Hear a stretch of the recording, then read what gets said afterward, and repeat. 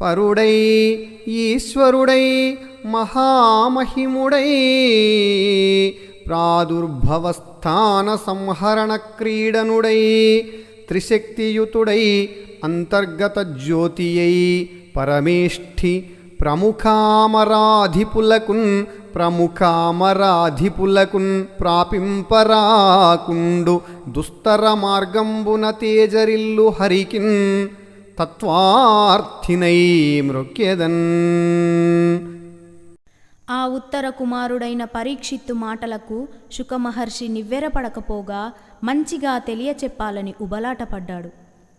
అంతటా సర్వోత్తమ గుణాలు కలిగిన వారిలో అగ్రేసరుడైన తపోధనుడు శుకుడు తన మనస్సులో శ్రీహరితత్వాన్ని అర్థించి ఆయనకు నమస్కరించుకున్నాడు.